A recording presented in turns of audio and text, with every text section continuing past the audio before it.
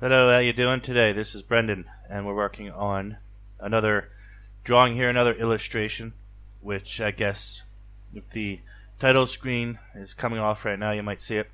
And this is called, what is it called? It's called Philosophy Temple, actually. And I've been making some minor adjustments to it. It's nowhere near completion. What I'm trying to do right now is, I kind of made a mistake. I think I had, let me see if I can go back and find a sketch layer I can show you. Was there's? No, I might have. Well, there was some of the stairs there. I'll turn on this white background so we can see better. Oh yeah, there it was. Yeah, this one here.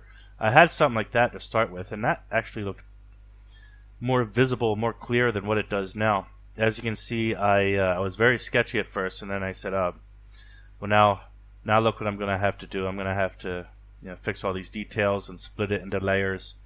And it turned into a lot more work than I anticipated.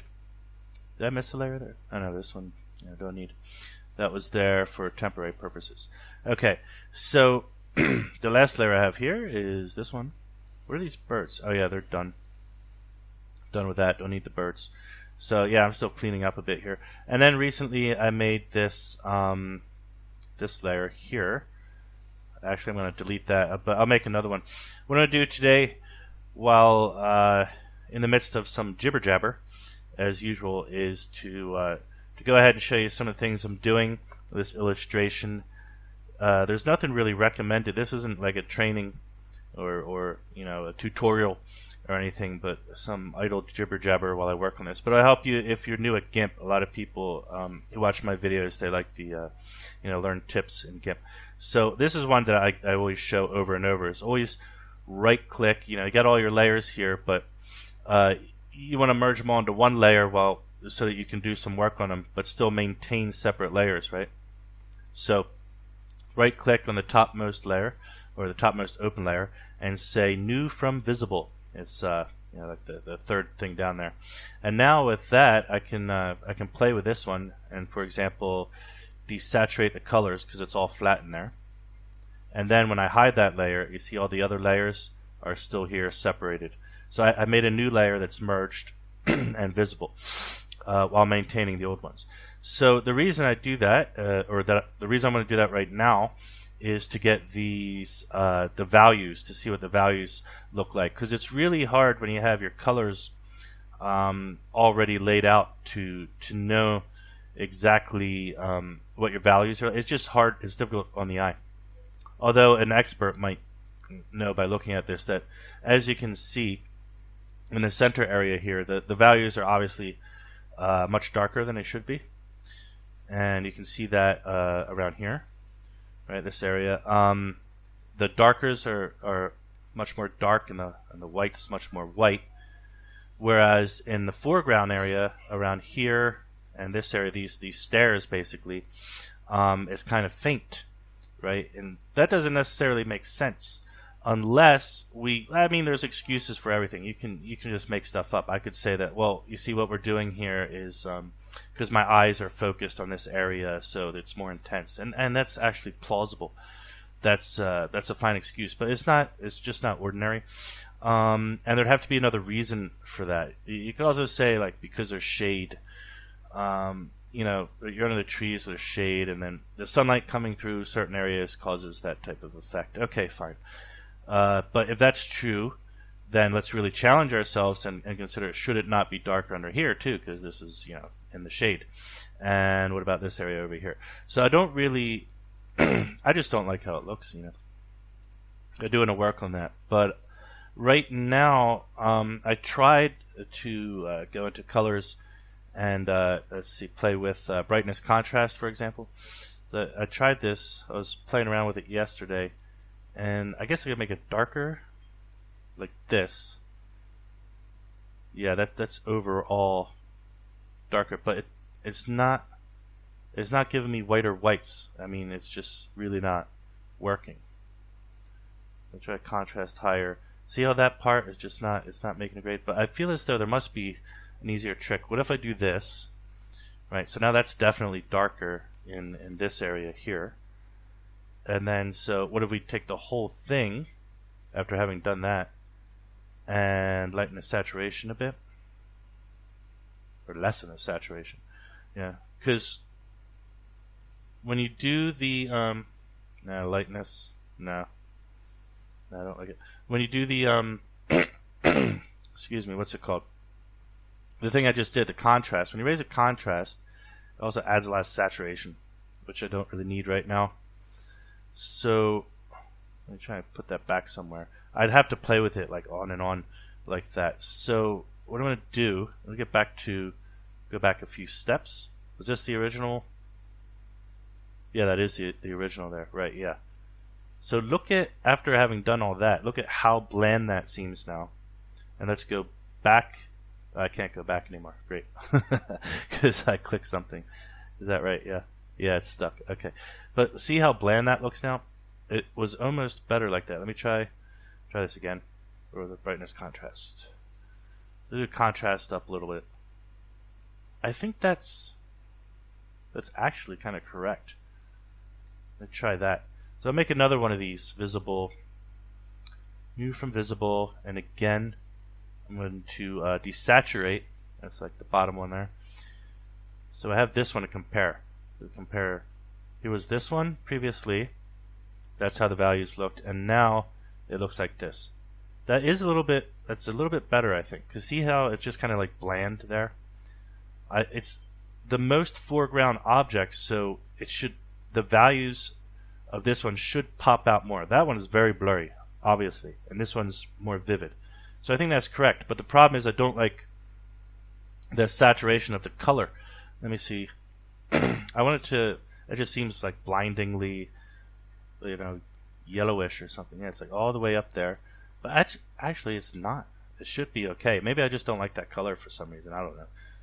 Let's leave it like that. That's what I'm going to do. And you can see a breaking point here of this layer and that layer. They used to be all one, but I had to divide it because of this problem. So I'm going to try that.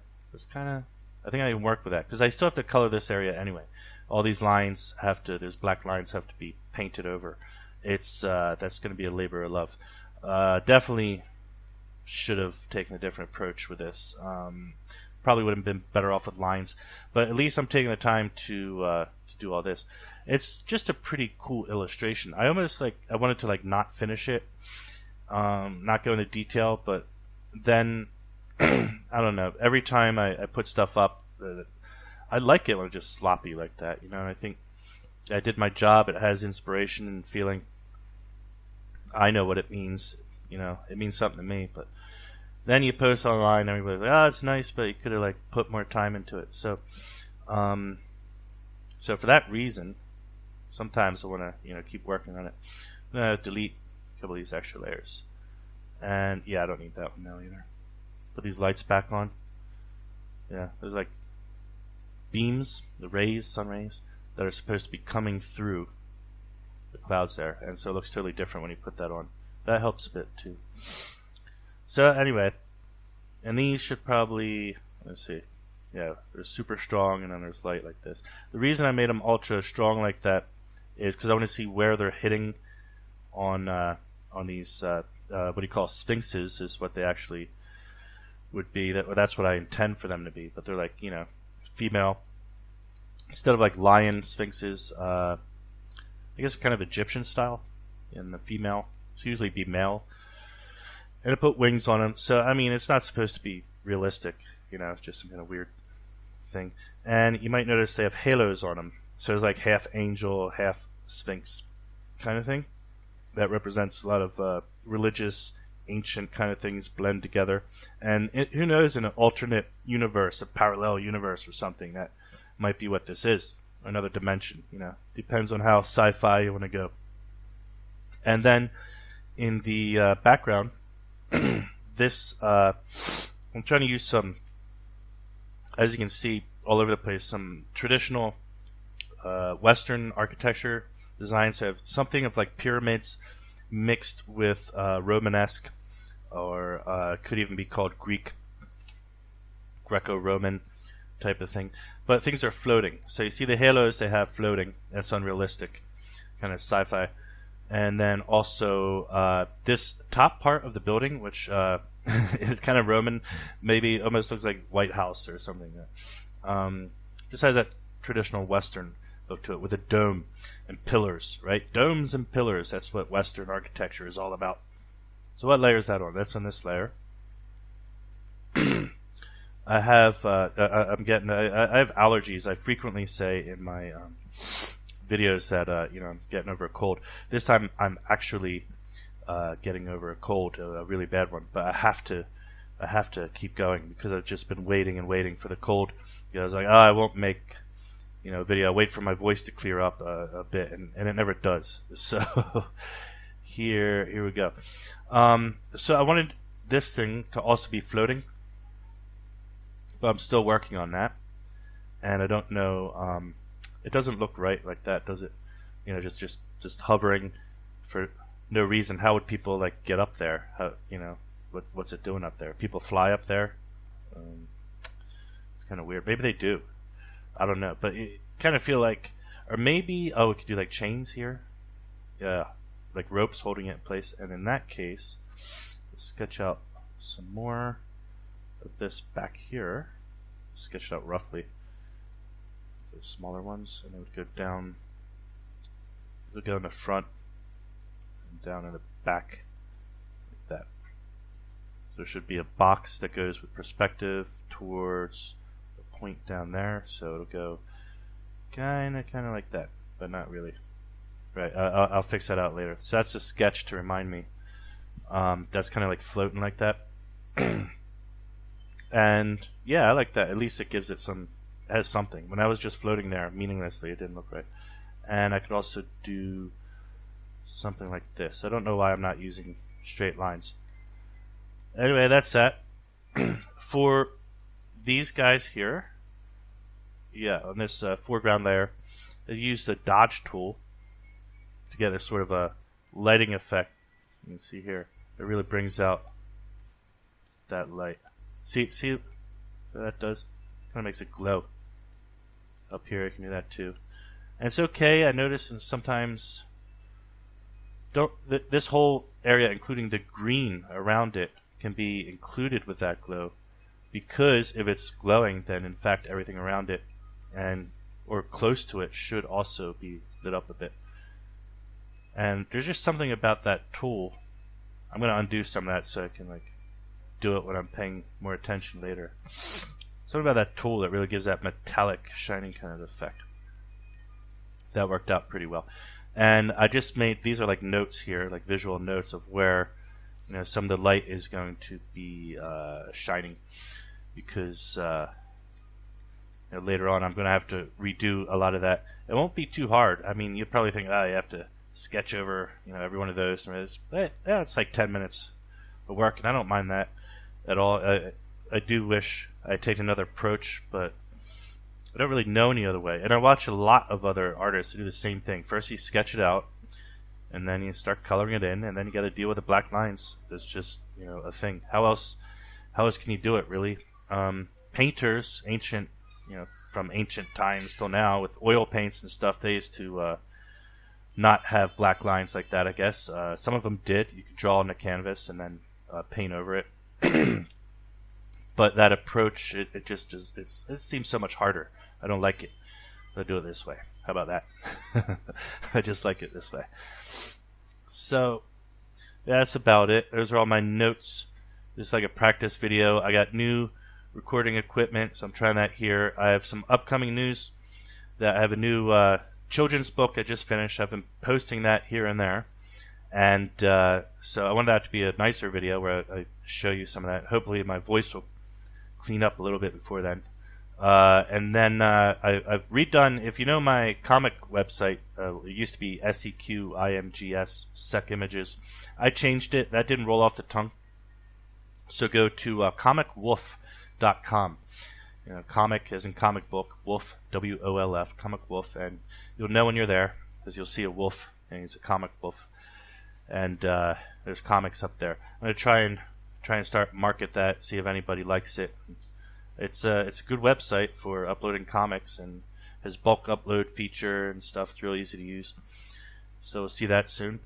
And that's about it for today. Yeah, I got those 2 announcements coming up. Just messing around with this right now. I'll let you know, of course, when this is done. I'll post it on DeviantArt or wherever, Facebook. If you like this video or found it interesting, be sure to share with like-minded people. And you can subscribe. I have a lot of upcoming videos. There's always more to do. And I got courses on Udemy, of course, and other stuff. Tons of stuff going on. And look forward to seeing you guys, hearing from you later. If you have any comments, give me advice and tell me what you want to see in these videos, because I'm starting to run out of ideas, just rambling on. I don't know exactly what people need to know. Sometimes I get redundant or repetitive, and I keep saying try this tool or this tip. Maybe you already knew that. Is there something else you'd like to know how to do? If you've looked at any of my portfolio items and say, how do you do that? Then send me a comment or a message or whatever you want, and I'll let you know. And that's it for now. Hope you're having a good day. See you around. Goodbye.